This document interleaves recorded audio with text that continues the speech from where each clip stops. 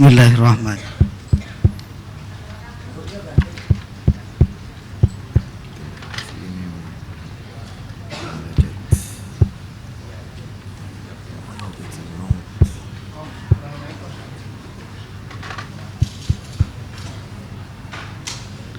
Bismillahirrahmanirrahim. Assalamualaikum warahmatullahi wabarakatuh. Assalamualaikum warahmatullahi wabarakatuh. Alhamdulillah.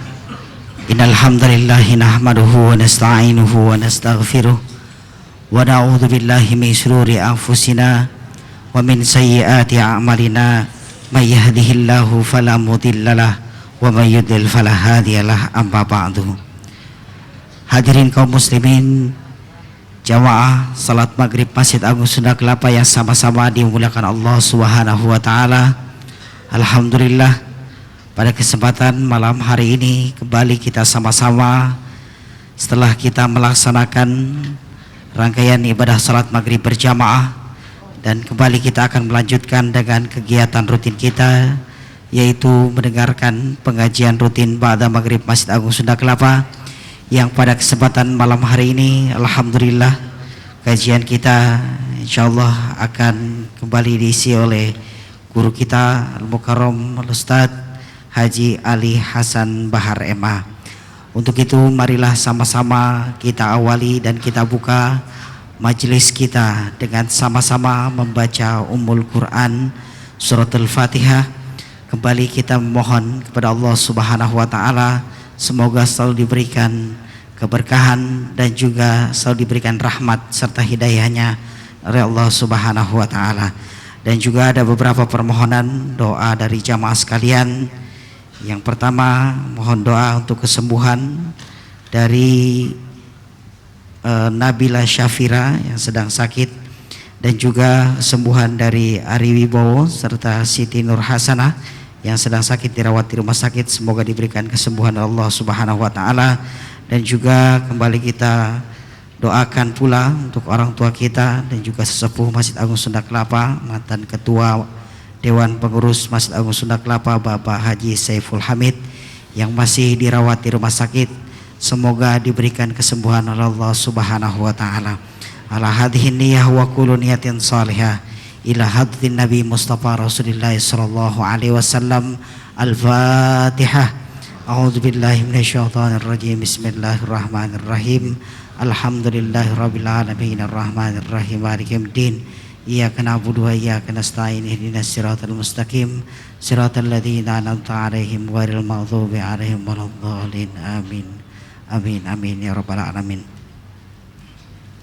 Hadirin jamaah yang dimuliakan Allah, sebelum kita sama-sama melanjutkan dan mendengarkan kajian kita pada malam hari ini, kembali kami informasikan untuk jamaah sekalian untuk kegiatan Jumat pagi di Masjid Agung Sunda Kelapa, bahwa di Masjid Agung Sunda Kelapa mengadakan kegiatan rutin, yaitu sholat subuh berjamaah dilanjutkan dengan sarapan pagi dan juga mendengarkan tausiah. Insyaallah Jumat yang akan datang tausiah kuliah subuh akan diisi dan disampaikan oleh Kiai Haji Al-Sofwan Nizami MA.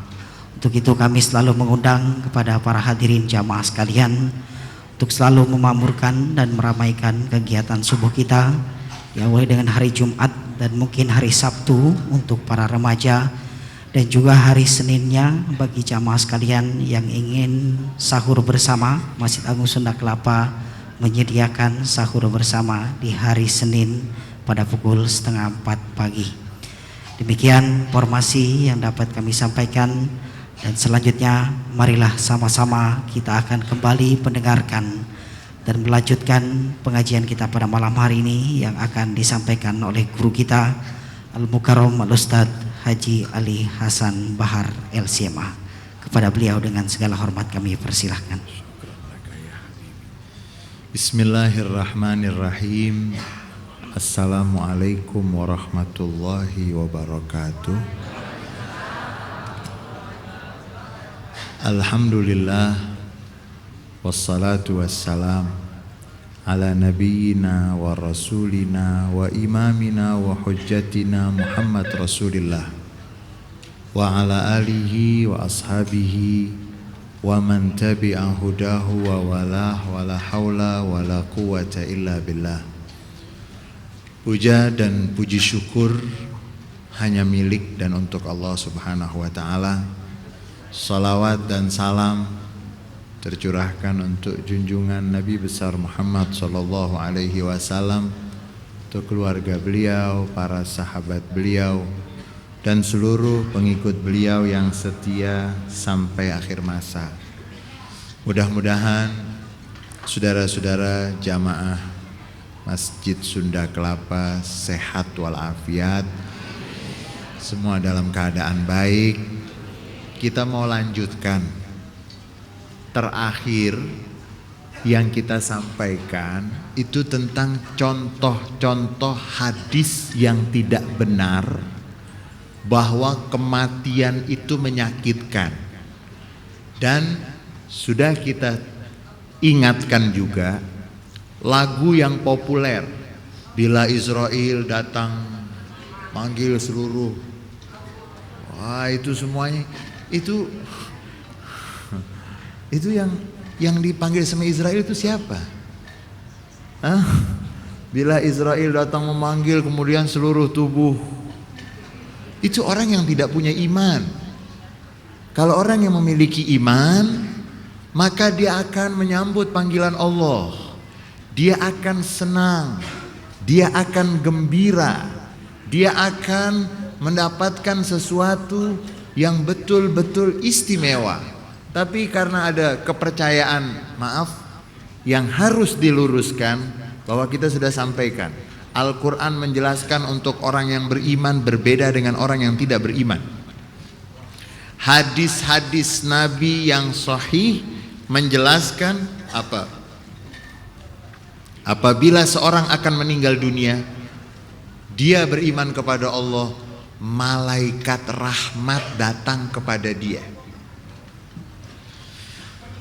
Malaikat rahmat datang kepada dia dengan membawa apa ibu? Bawa apa? Aku sudah lupa. Bawa apa? Bihariratin bayadha, dengan membawa kain putih yang lembut. Jadi nanti kalau meninggal nggak kaget, sudah dikasih tahu sama Ustadz. Iya, jadi jangan takut. Ini hadis yang mengatakan bukan saya, bukan Ustadz, bukan Alan wala fulan.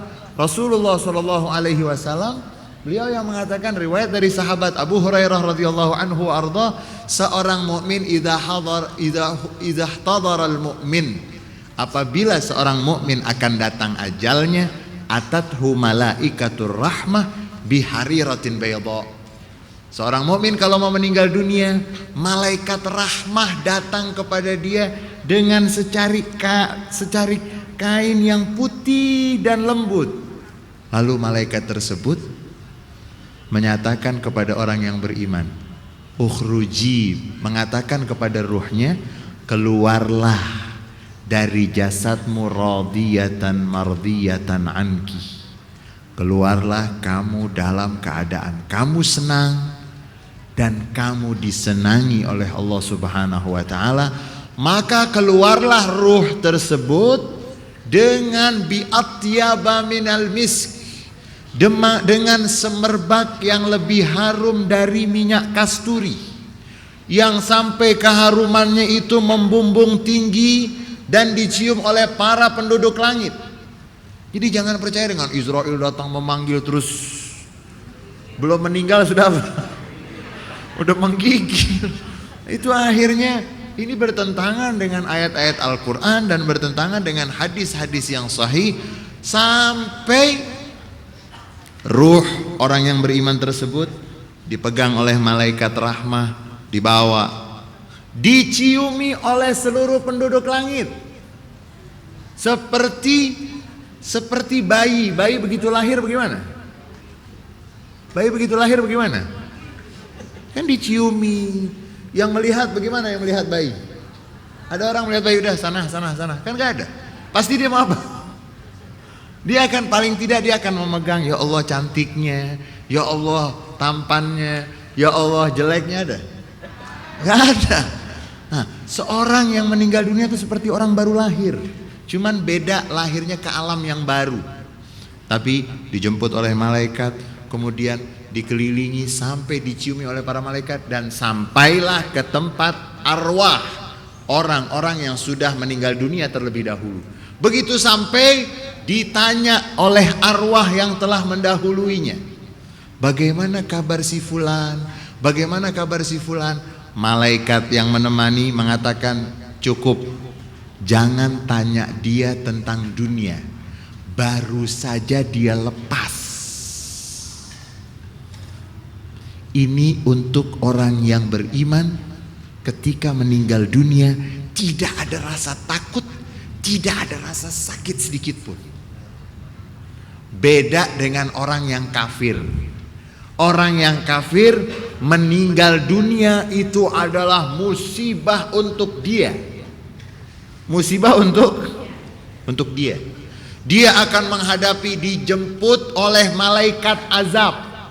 Idzah tadaral kafiru atathu malaikatul azab. Apabila seorang kafir akan meninggal dunia, malaikat azab datang kepadanya. Bimishatin fiha azab, dengan kain yang kasar, yang di situ akan menjadi azab, bagian azab untuknya.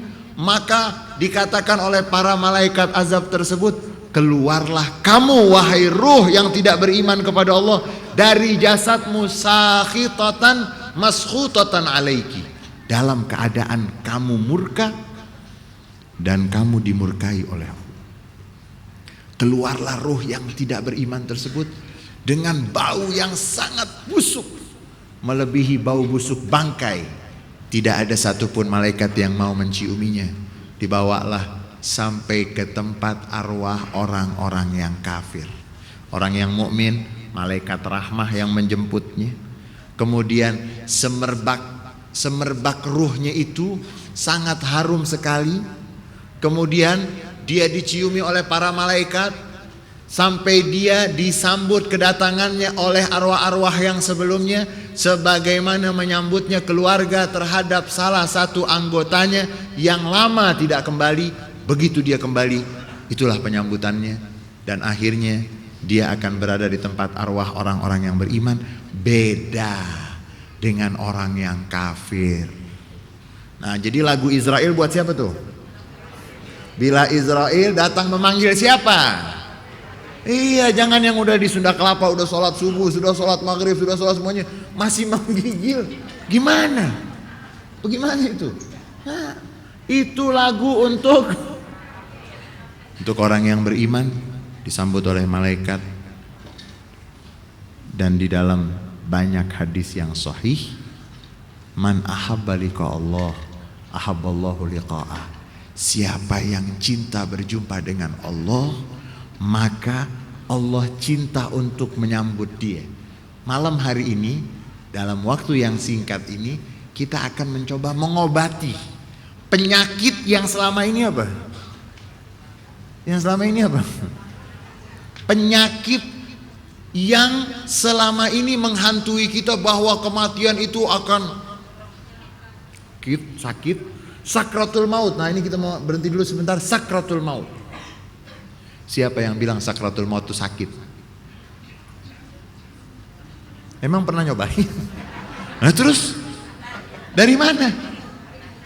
Dari mana saudara-saudara, ibu dan bapak, dari mana?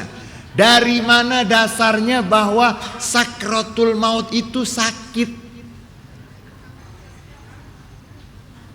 Dari mana? Dari cerita kan? Kalau ada yang bercerita sakratul maut itu sakit, tanya mana ayat Qur'annya? Ada nggak dalam Al-Quran yang mengatakan sakratul maut itu gimana? Hah? Seperti orang yang tidak ada ayat Al-Qur'annya yang menyatakan bahwa sakratul maut itu menyakitkan. Tidak ada. Itu satu. Yang kedua, hadis-hadis yang dikatakan bahwa sakratul maut itu menyakitkan, diteliti oleh para ulama pakar hadis. Ternyata hadisnya nggak ada yang kuat. Dan ternyata ada yang bukan dari hadis, pendapat.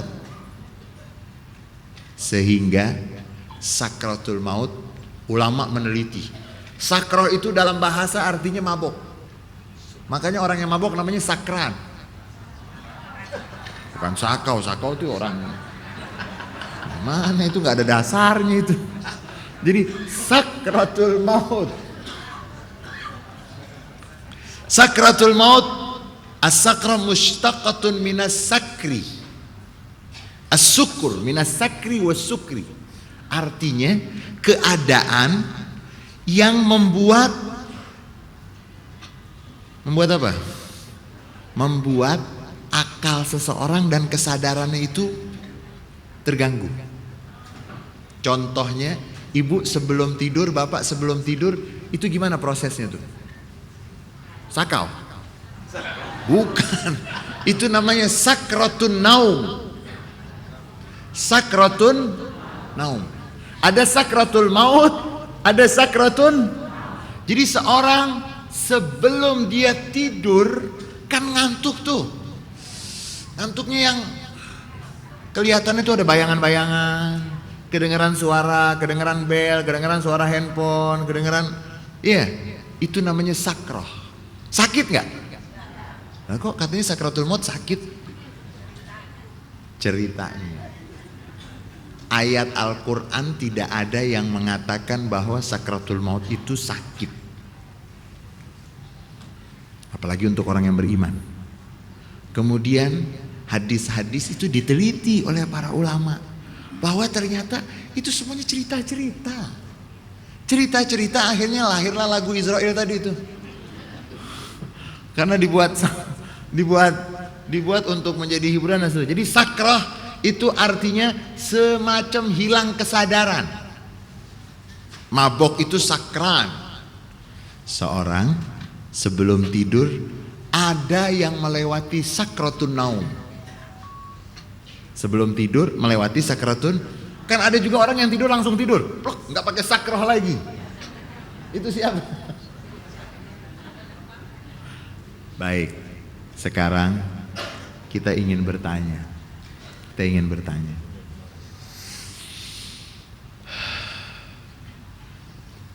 Tuhan itu punya nama-nama apa? Asmaul. Ada yang serem namanya.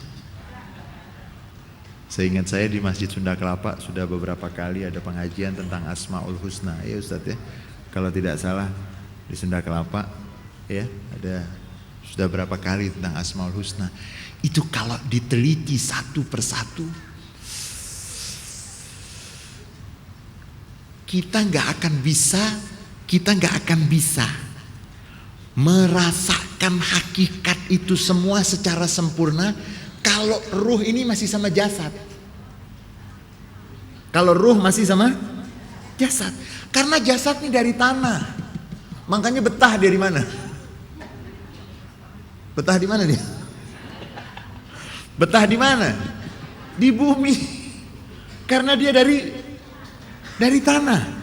Hakikat itu semuanya sampai dikatakan an-nasuniyam fa idza matu intabahu. Manusia itu tidur. Kalau dia meninggal baru dia bangun. Ya Allah.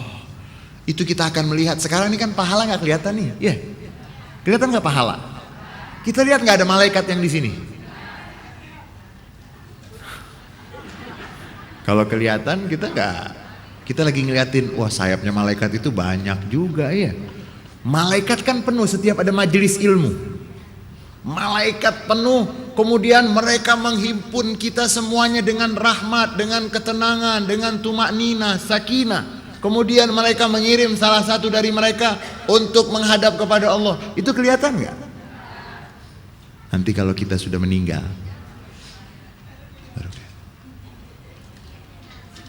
ya Allah. Makanya dalam riwayat yang sahih itu Nabi pernah mengatakan, seandainya seorang yang sudah meninggal dunia ditawarkan, mau ngapain kamu? Mau 2 rakaat sholat. Karena dia sudah melihat hasil 2 rakaat. Dan seandainya 2 rakaat itu dibandingkan dengan majelis ilmu, itu kan duduk di majelis ilmu itu pahalanya sangat. Mau kembali lagi kepada sakrah, sakratul maut. Sakrah itu artinya, sakrah itu artinya seperti orang yang dalam keadaan mabuk tuh gimana? Antara sadar dan tidak. Kalau dinamakan sakratul maut, keadaan seperti itu sebelum ruh seseorang meninggalkan jasadnya. Sakit dan tidak sakit itu tidak ada dasarnya. Tidak ada dasarnya untuk orang yang beriman. Melalui apa yang kita sampaikan pada kesempatan-kesempatan yang lalu, sudah jelas Allah membedakan antara orang yang beriman dengan orang yang tidak beriman. Kemudian di dalam surat Qaf, ini yang sering dijadikan dasar, surat Qaf ayat 19 itu sering dijadikan dasar. Waja'at sakratul mauti bil haqq zalika ma kunta minhu tahid. Dan datanglah sakratul maut dengan benar, itu yang kamu selalu menghindar.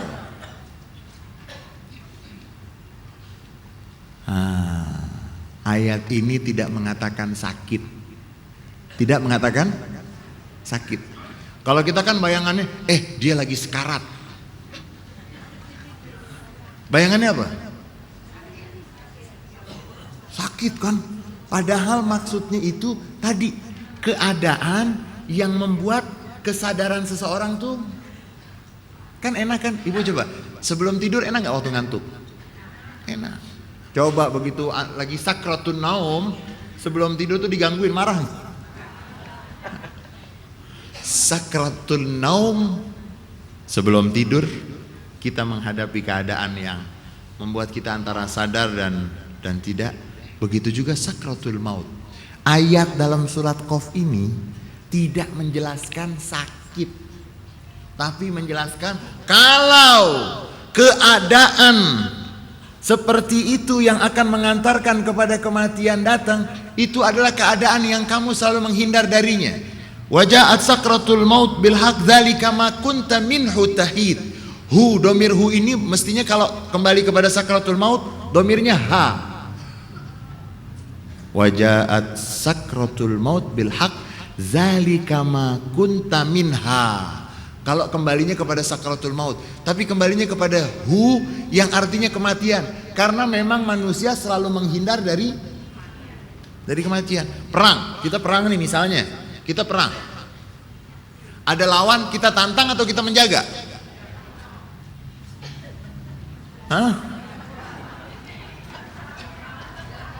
Ini perang fisabilillah, misalnya perang fisabilillah. Perang fisabilillah, jelas negara Islam diserbu oleh orang-orang yang ingin menghancurkan agama Islam. Kemudian harta benda kita dirampas, kehormatan dirampas, dihina dan seterusnya. Musuh sudah masuk. Apa yang kita lakukan? Lawan. Atau menyerahkan diri, bunuh saya aja, biar saya. Baik. Manusia memang fitrahnya, karena memang dia berasal dari tanah yang itu menjadi jasmani, dia akan berusaha mempertahankan hidup. Sehingga rasa takut manusia itu yang ingin kita obati, takut disebabkan keyakinan-keyakinan yang salah. Orang takut dengan mati itu karena keyakinan yang salah. Itu yang kita mau obati, dan itu yang gak benar. Akhirnya banyak umat Islam menganggap kematian itu, maaf, sampai ada anak SMP itu begitu ibunya meninggal dunia, kemudian sebelum dibawa, keluarganya mengatakan, ayo kamu cium dulu mama. Enggak, mama udah jadi setan. Dari mana ini? Dari mana? Dari film. Mama sudah jadi setan. Jangan dianggap yang sudah meninggal itu gak dengar. Nanti ada pembahasan. Orang yang meninggal tuh dengar. Orang yang meninggal tuh Kan diberitahu oleh hadis yang sahih. Begitu seorang selesai, dia mendengar apa? Mendengar apa? Langkah kaki orang yang nganter. Kalau nggak percaya coba nanti coba.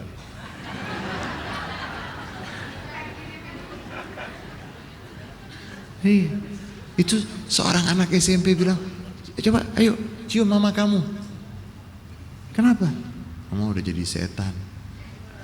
Kemudian pocong, film-film pocong dan semuanya. Itu film-film yang bertentangan dengan hak asasi manusia. Iya, karena manusia kan mau kamu akan menjadi seperti, saya nggak tahu kenapa Komnas HAM diam-diam aja. Mungkin karena orang mati sudah mati, jadi nggak di. Kalau kita ajaran dalam Islam, melangkahi kuburan tuh enggak. Apalagi duduk-duduk. Sampai ada seorang ulama terdahulu ketika melihat orang di samping kuburan makan dengan nafsu. Ini kuburan, dia makan dengan nafsu. Ulama tersebut kalau nggak salah Imam Al-Junaid Al-Baghdadi atau salah seorang tokoh tasawuf besar, itu dia melihat orang makan di samping kuburan. Atakulu wa amamakal maut wa amamakal qabr. Apakah kamu nafsu makan padahal di depan kamu ada? Saya bilang kalau Imam Junaid hidup zaman sekarang bingung lagi. Orang pacaran.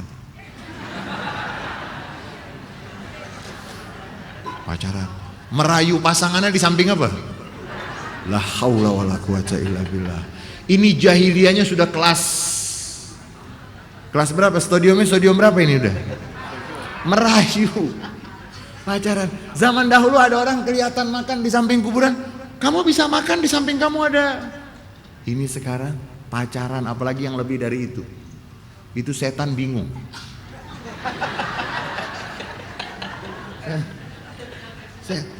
Setan itu lihat nih anak siapa? Kalau anak saya nggak mungkin begini kata setan. Ternyata anak siapa? Anak manusia. Makanya manusia kalau marah-marah jangan bilang dasar anak setan, dasar anak. Kembali kepada sakratul maut, tidak ada satupun ayat Al-Quran yang menyatakan sakratul maut itu sakit.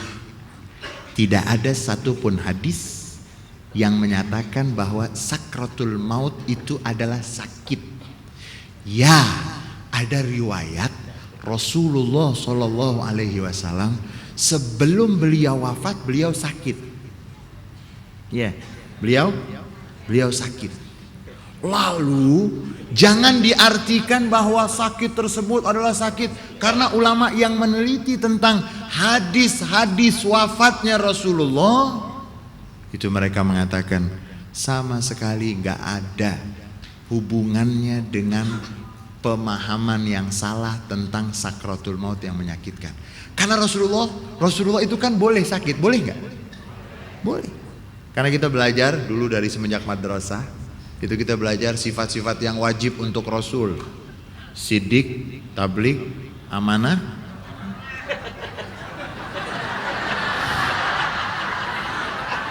Ibu ketawa kenapa Bu? Hah? Kan nggak pakai Ahmad ini. Ini nggak pakai Ahmad. Pakai Ahmad jadi bid'ah ya. Siddiq, tabligh, amanah, fatona. Ini sekarang kita jadi repot kalau ngomong ya. Kita mau ngomong hati nurani, nanti ada partai yang marah. Iya, kita mau ngomong warna, nanti ada partai yang tersinggung. Ini mau bicara tauhid aja, siddiq, tabligh, amanah, fatona ketawa. Ini setan juga lagi bingung, kenapa mereka ketawa? Baik, kita kan belajar. Kemudian ada, kalau sifat yang mustahil bagi Rasul itu kizib, khianah. Ya, balada. Terus apa lagi? Gue sudah lupa. Rasul itu wajib sidik, jujur. Tabligh itu artinya menyampaikan. Nabi nggak pernah, wah ini ayat nggak enak, saya nggak sampein ah. Iya, ini ayat teguran. Ada satu surat yang Allah panggil Nabi, ya ayyuhan nabiyyu lima tuharrimu ma ahallallahu lak, surat At-Tahrim. Kalau kita mungkin jadi nabi nggak pantas, makanya nggak pantas. Kalau kita pilih yang bagus nih, lihat Tuhan muji saya. Begitu yang ayat-ayat yang itu, Nabi itu menyampaikan walaupun yang pahit. Pamannya itu sayang betul sama Nabi, namanya Abu Lahab. Tapi begitu Nabi menjadi Nabi, itu menjadi penentang. Suratnya dibaca nggak? Kalau kita kan, wah nggak enak nih ya Allah, nih paman saya nih gimana nih, nggak enak. Dia tabat yada Abi Lahab wa tab, ada. Tapi ada satu kisah sedikit saja. Ada seorang putranya Abu Lahab tuh ada yang masuk Islam. Jadi Abu Lahab tuh sama Nabi besan, tahu besan? Iya, sudah paman terus bisa bayangin punya besan namanya Abu Lahab. Berbesan dengan Abu Lahab, salah satu anaknya Abu Lahab yang laki-laki ada yang masuk Islam. Kemudian imam kalau melihat ada anak Abu Lahab jadi makmum, langsung bacanya surat Tabat.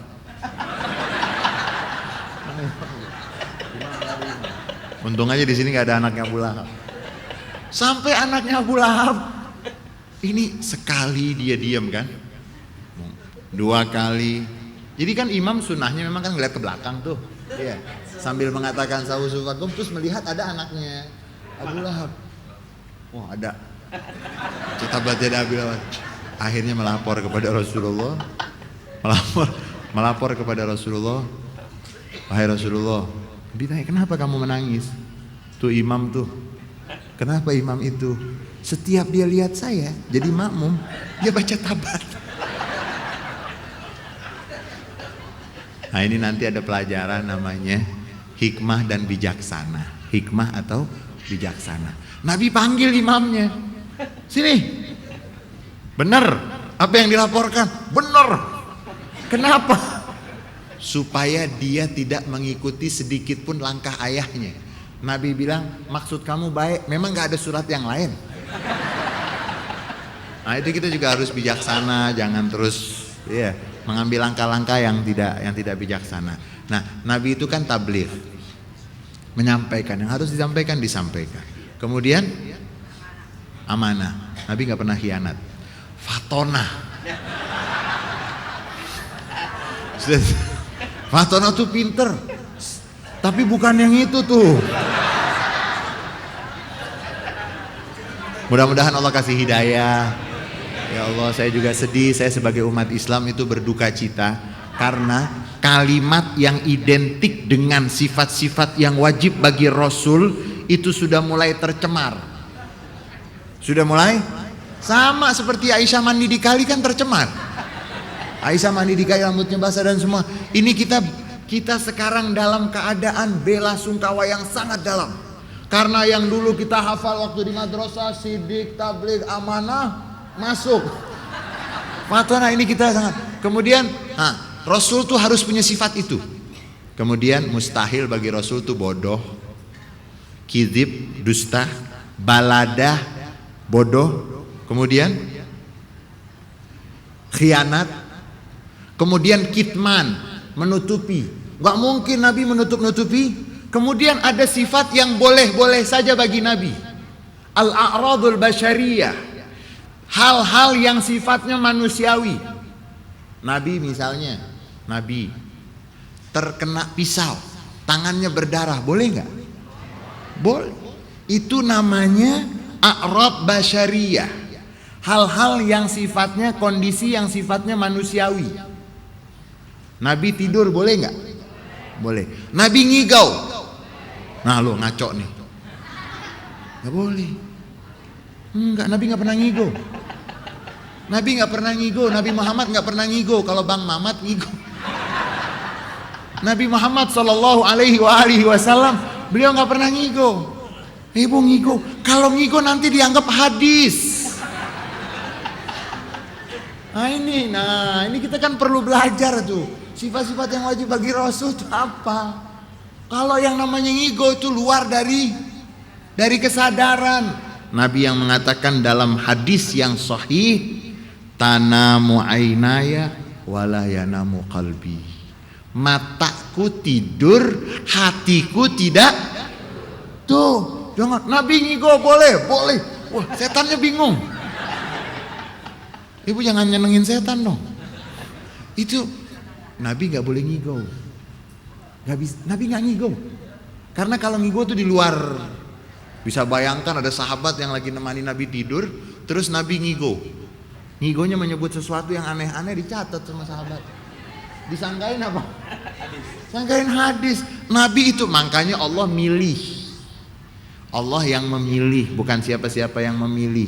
Tapi kalau Nabi Muhammad kena pedang, gigi geraham beliau, Nabi haus, boleh.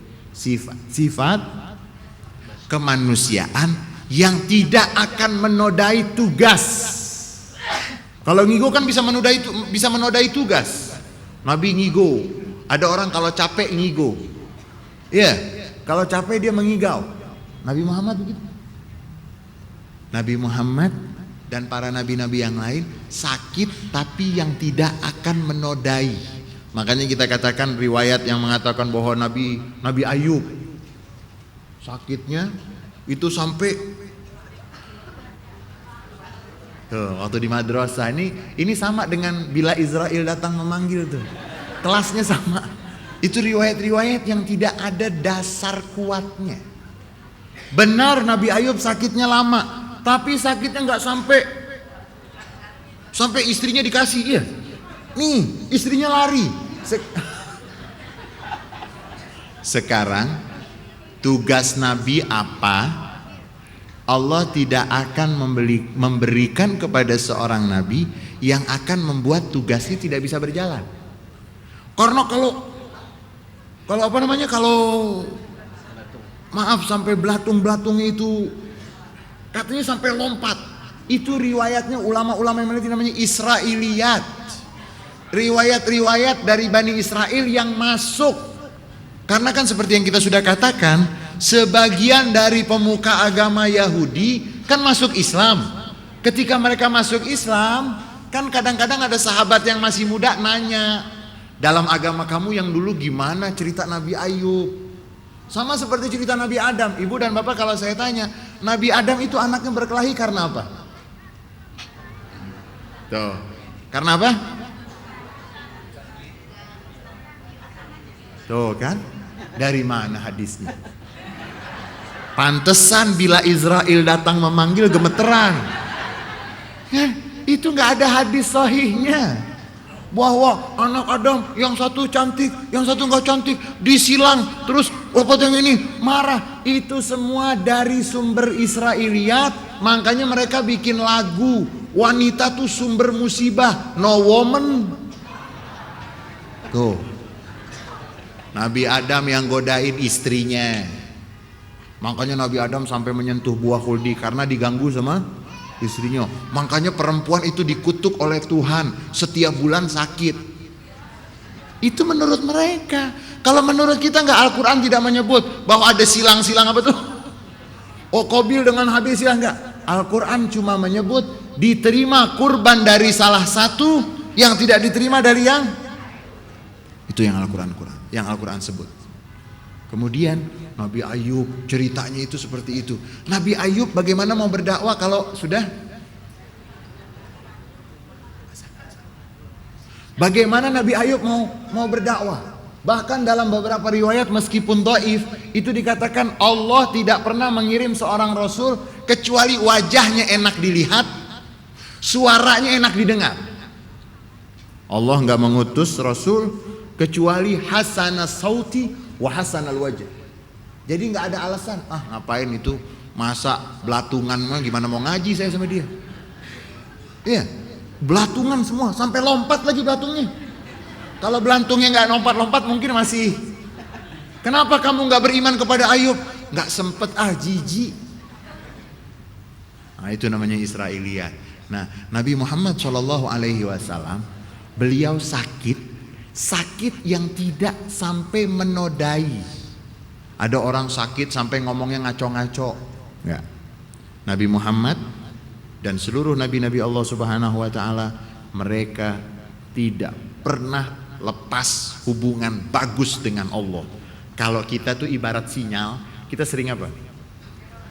Error. Tahu-tahu SMS lain masuk, iya. Suara lain masuk. Ibu lihat kalau ada stasiun radio yang kurang bagus, bocor apa tuh? Kan tiba-tiba ada Nah, para nabi-nabi Allah makanya mimpi mereka itu wahyu. Mimpi mereka, Nabi Ibrahim alaihissalam ketika menyembelih, datang perintahnya dari mana? Mimpi. Tapi kalau mimpi kita, jangan mentang-mentang ayahnya namanya Ibrahim, anaknya Ismail, ayah mimpi semalam. Ayah bukan nabi, ayah. Ya. Mimpinya saja para nabi-nabi itu wahyu. Nabi Muhammad SAW sebelum mendapatkan wahyu itu selalu mendapatkan mimpi yang mimpinya terlaksana. Dan ketika beliau sudah menjadi rasul pun beliau banyak mendapatkan mimpi, di antaranya yang disebut di dalam Al-Quran pembukaan kota Mekah. La tadkhulunnal masjidal haram, kamu akan masuk ke Masjidil Haram dalam keadaan menang membuka kota suci Mekah tersebut. Kembali kepada riwayat, Nabi sebelum meninggal dunia memang sakit, tapi jangan dibumbu-bumbuin, tolong jangan. Pak Quraisy itu berkali-kali mengatakan, saya percaya bahwa Rasulullah sebelum meninggal dunia sakit, tapi saya sulit menerima bahwa sakitnya itu sakratul maut. Kemudian bagaimana rasanya wahai Rasul? Ya Allah, sakit, aku melebihi yang aku ini 100 dari hamba-hambaku, dari umatku yang merasakan seperti ini, aku sendiri yang menanggungnya dan seterusnya. Ini riwayat-riwayat yang perlu diteliti, dan setelah diteliti oleh para pakarnya, riwayat-riwayat tersebut gak ada yang sahih. Kalau ada yang sahih, gak ada hubungannya dengan. Kita lanjutkan setelah azan Isya.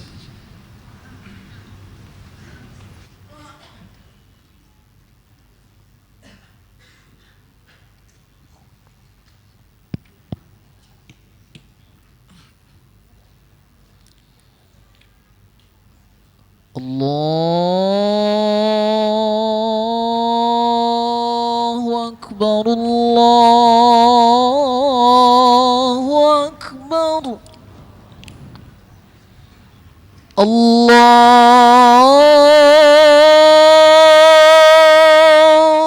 Akbar,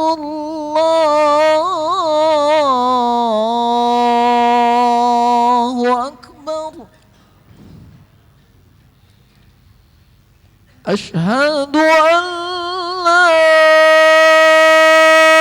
ilaha illallah.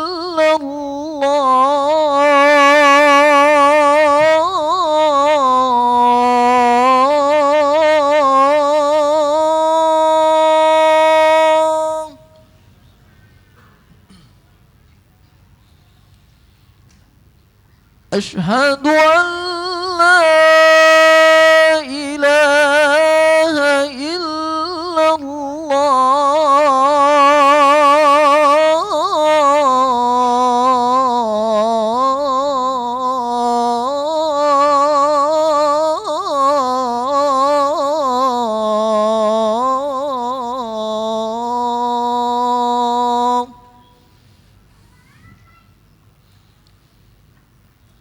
Asyhadu anna Muhammadar Rasulullah.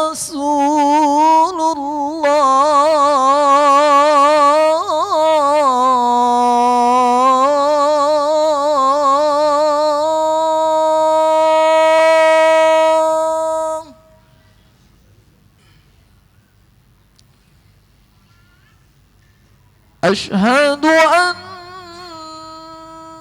Muhammadar Rasulullah.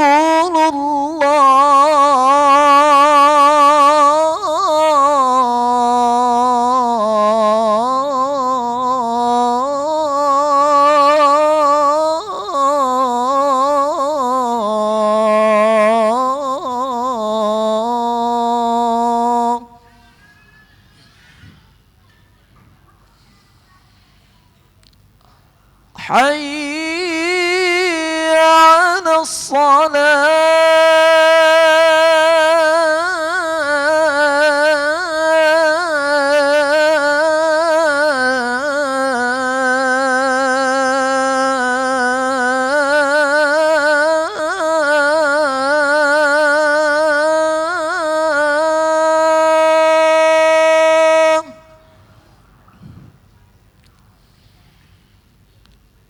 حي على الصلاة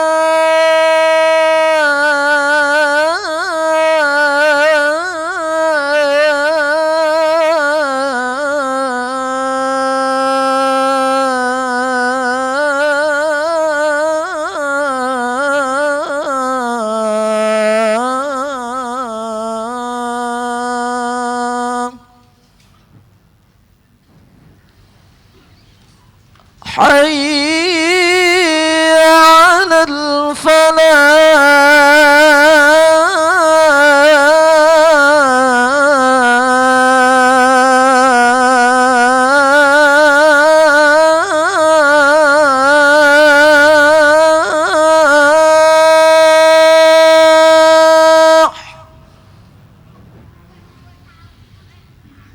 حي على الفلاح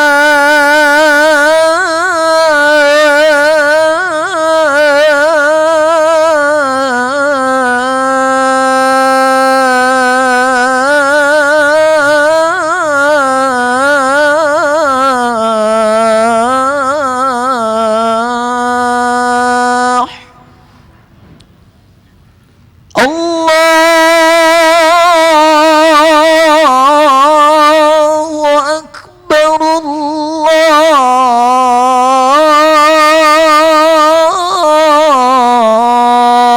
الله أكبر لا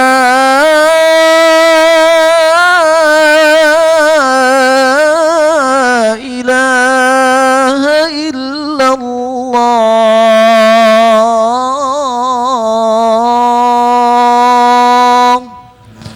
لا إله إلا الله محمد رسول الله صلى الله عليه وسلم اللهم رب هذه الدعوة التامة والصلاة القائمة آت سيدنا محمدا الوسيلة والفضيلة والشرف والدرجة العالية الرفيعة وبعثه مقاما محمودا الذي وعدته إنك لا تخلف الميعاد.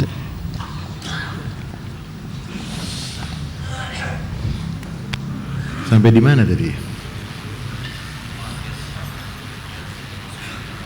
Rasulullah sakit.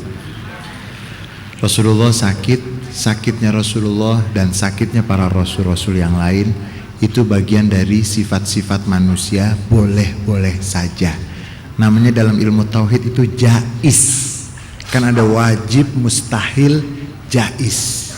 Boleh-boleh saja. Nabi sakit, Nabi terkena senjata, Nabi di perang Uhud.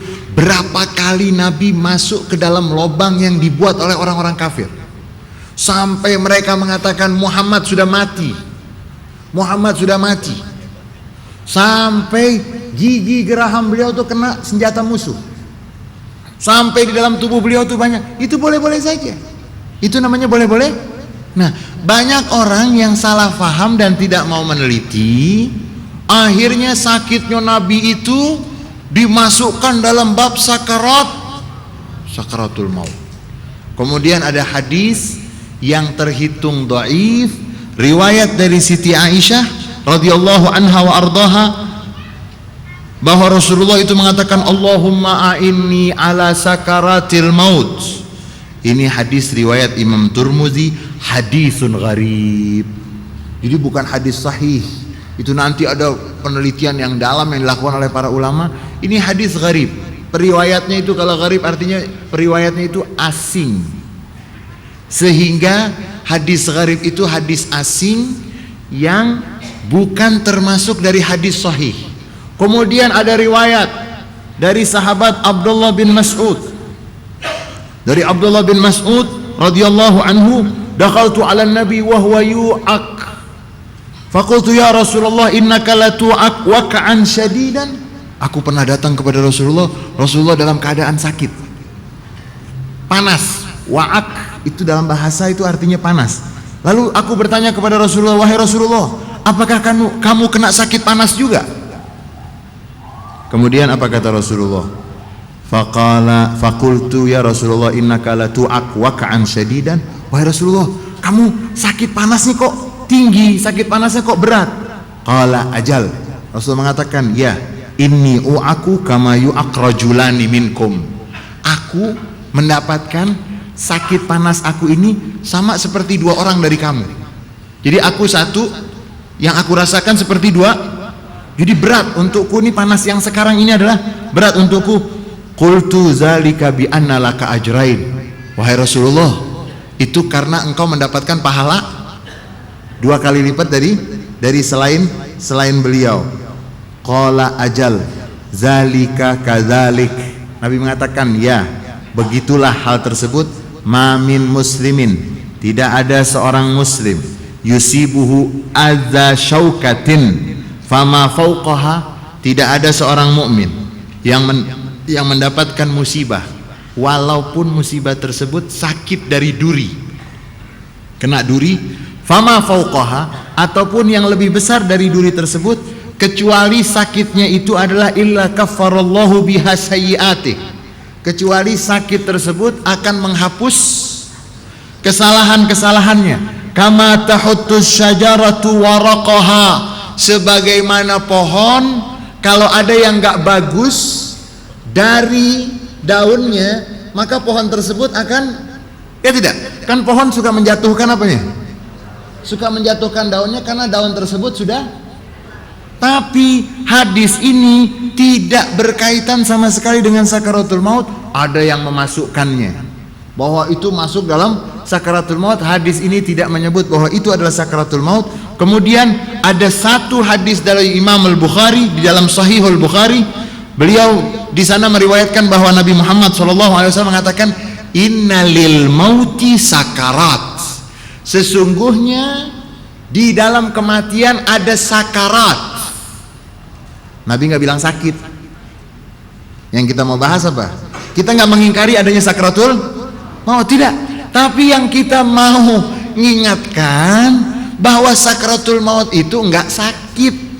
Dan yang mengatakan sakit, kita minta datangkan ayat Qur'annya, datangkan hadis sahihnya dan mutawatirnya. Karena nggak boleh kita meyakini sesuatu kalau tidak bersumber langsung dari Al-Quran ataupun dari, berarti kalau nggak ada dalam Al-Quran dan tidak ada dalam hadis Nabi, itu tidak boleh dijadikan bagian yang kita pegang sampai meyakini betul. Yang boleh dan yang harus kita yakini, yang disebut dalam Al-Quran, disebut dalam hadis-hadis Rasulullah SAW. Jadi yang mengatakan sakratul maut itu adalah sakit, itu kita menyaksikan pernyataan itu, dan kita minta mana dalilnya, mana dalilnya. Karena ini penting loh. Berapa banyak orang kena penyakit depresi? Karena apa? Karena mendapatkan ceramah-ceramah yang wah sakit. Begitu ibunya sakit, dia ngebayangin yang Ustadz kemarin jelasin, iya sakitnya itu seperti ini, seperti itu. Ya, beda dengan orang yang tidak beriman. Saya ingin mengambil kesimpulan bahwa semua yang berkaitan dengan kematian, ya, mati itu sakit apa enggak sakit, kan kita sudah bawakan hadis-hadisnya. Yang berkaitan dengan kematian, pencabutan nyawa, sakratul maut, saat-saat sebelum, karena ada orang yang nggak dapat sakratul maut, orang yang meninggal mendadak. Bahkan Imam Bukhari di dalam Sahih Bukhari itu ada bab al-mautu baghtah, bab tentang kematian mendadak. Emang nggak boleh orang mati mendadak? Boleh? Boleh nggak? Atau mati mesti sakarat dulu?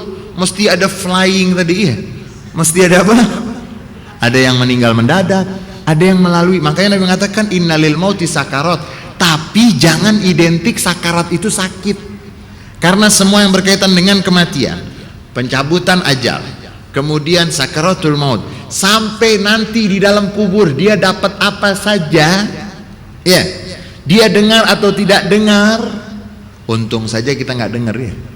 Kalau kita dengar, kita nggak keluar dari itu. Ngobrol sih orang meninggal dunia. Itu nanti hikmahnya banyak. Semuanya itu harus bersumber dari Al-Quran.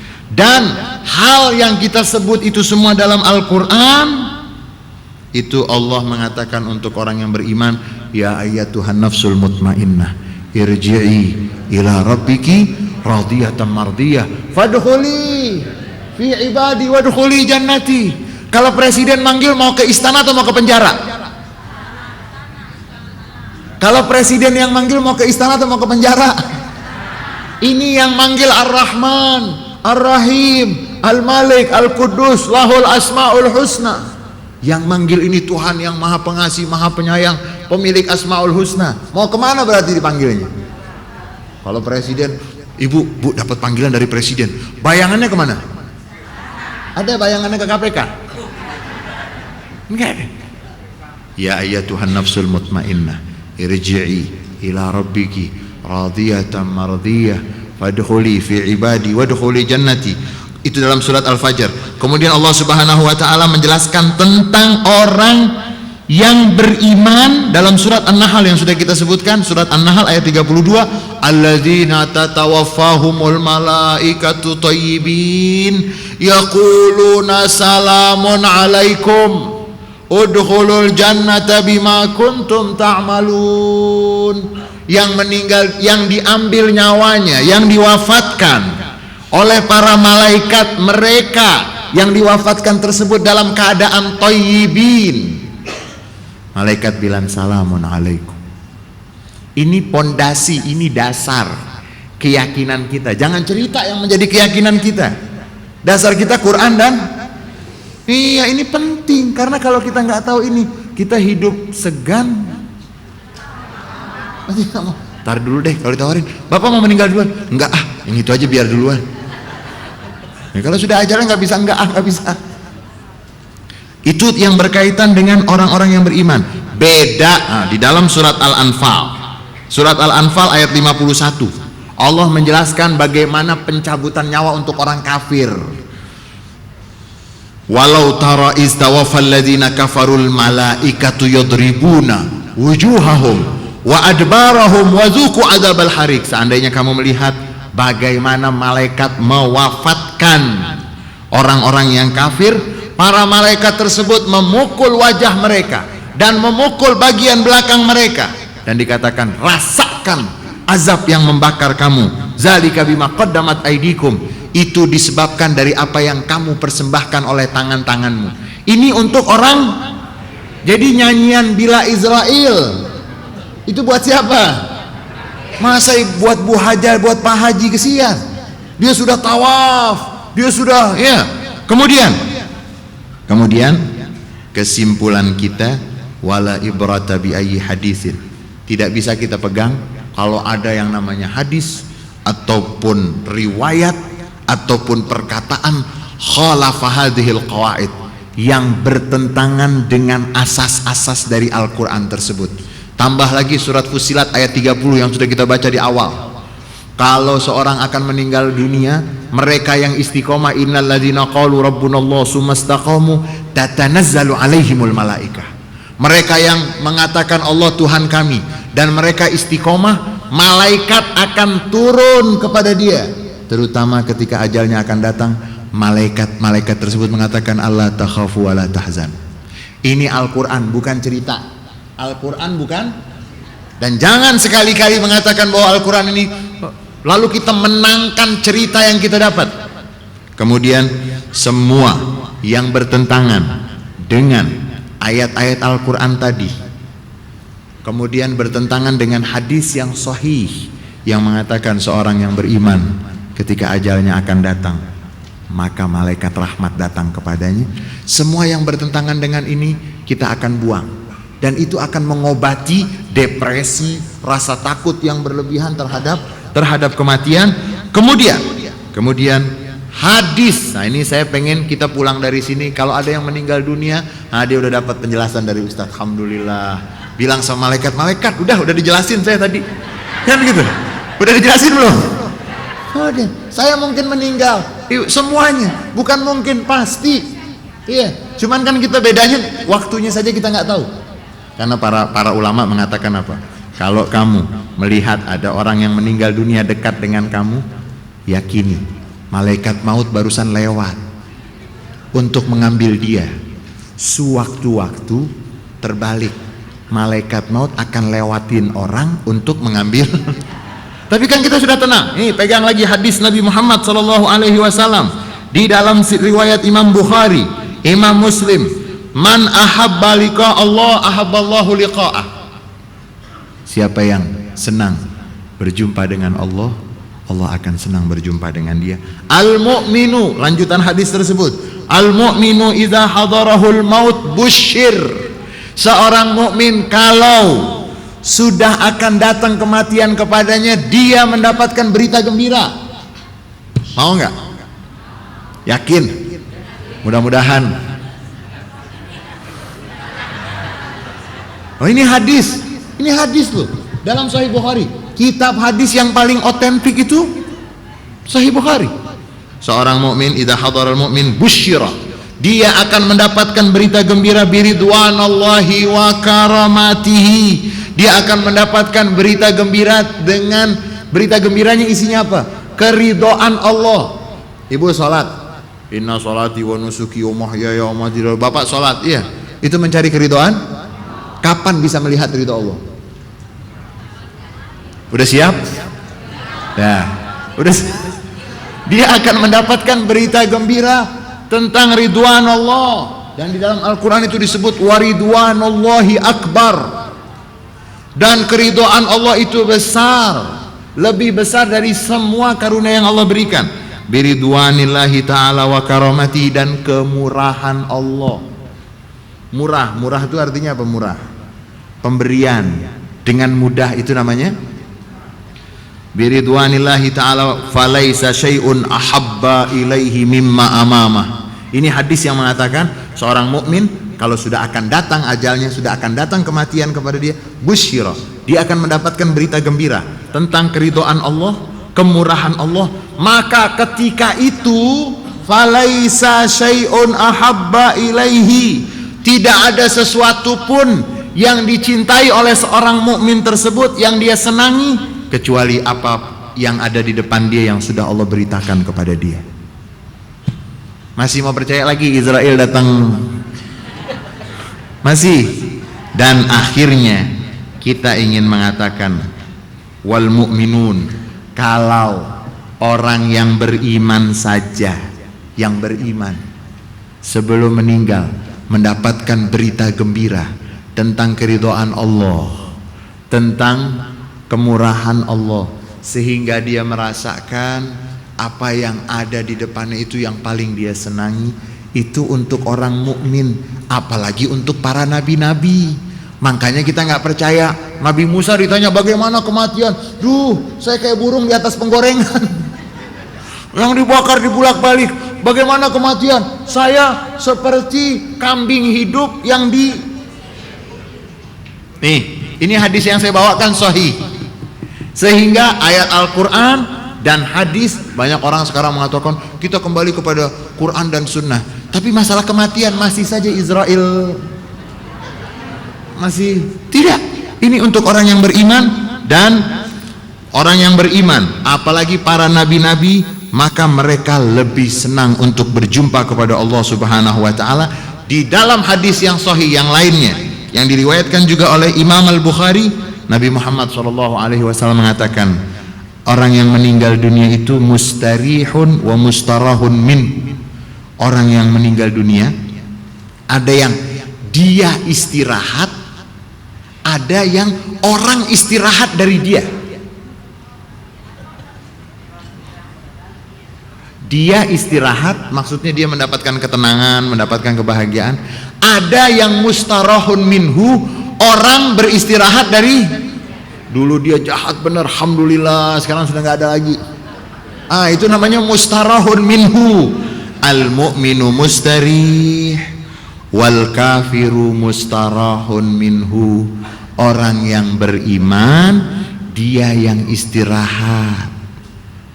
Orang yang tidak beriman, orang lain istirahat dari, karena mulutnya jahat, tangannya jahat, sepak terjangnya jahat, dan seterusnya. Jujur aja, sekarang misalnya orang Zionis ini semuanya mati, kita enak nggak? Enak kan? Itu namanya mustarah minhu. Kematian dia membuat orang lain. Al mu'min mustarih, orang yang beriman kalau dia meninggal, dia dalam keadaan istirahat dan tenang, beda dengan orang kafir.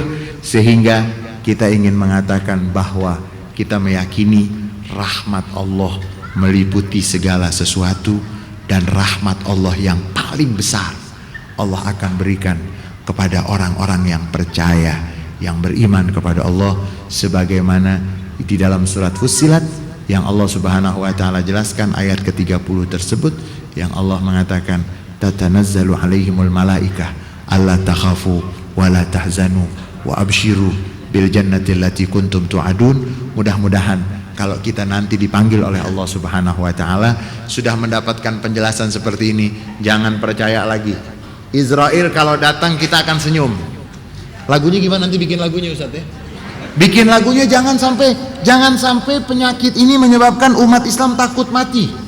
Karena para sahabat Rasulullah Shallallahu alaihi wasallam diriwayatkan bahwa mereka semuanya itu mereka sangat cinta dengan berjumpa dengan Allah, sampai dikatakan satu sebagai penutup riwayat dari Sahih Muslim, ketika ada seorang fahadha Khalid bin Al-Walid yaqul fi ba'di rasailihi li ahad zu'ama'il kufr.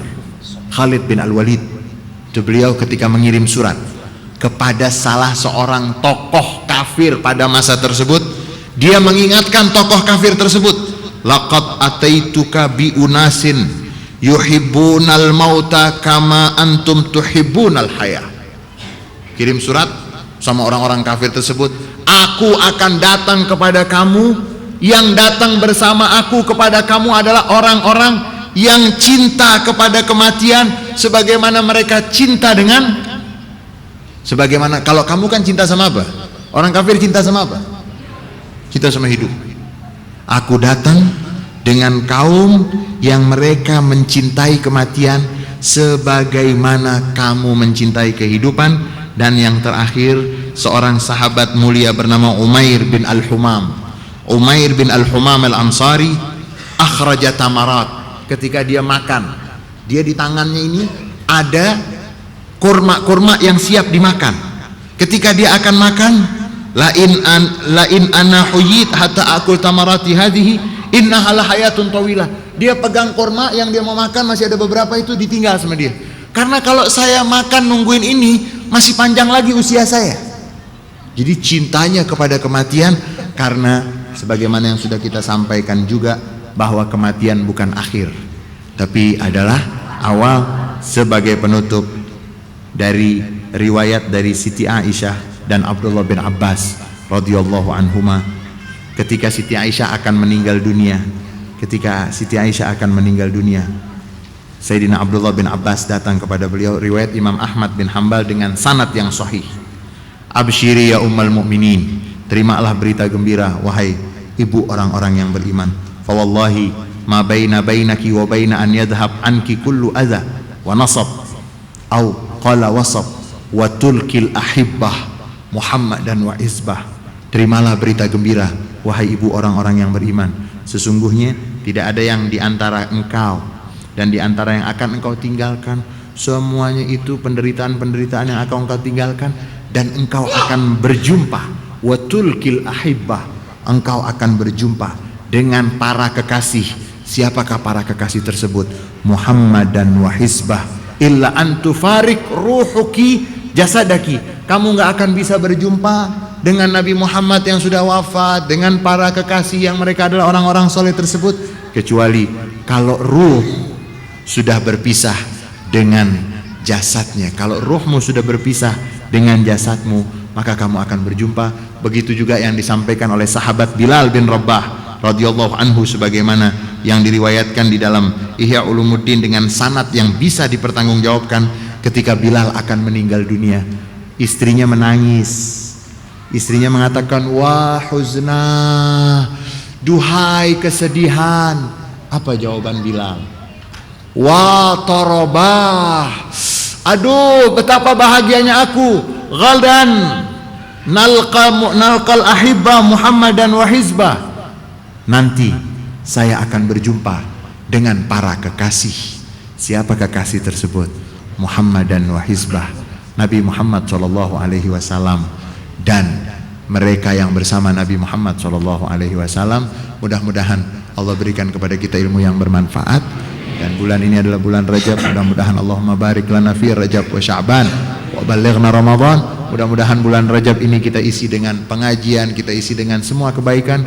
Allah turunkan keberkahan yang berlimpah kepada kita sepanjang bulan Rajab, bulan Sya'ban, dan semoga kita diberikan usia bisa sampai berjumpa dengan bulan Ramadan, dan kita akan isi bulan Ramadan nanti dengan sholat, dengan puasa, dengan membaca Al-Quran, dan semoga Allah muliakan kita semua untuk bisa mendapatkan malam Lailatul Qadar. Dan akhirnya, jangan nyanyikan lagi, jangan fitnah Israel, jangan fitnah Israel, jangan fitnah semuanya. Kalau orang yang beriman, dia akan mendapatkan kebahagiaan. Itu janji dari Allah dan janji Rasulullah sallallahu alaihi wasallam. Banyak kurangnya dari saya. Hadanallahu wa iyyakum ajmain. Wal afu minkum. Wassalamualaikum warahmatullahi wabarakatuh.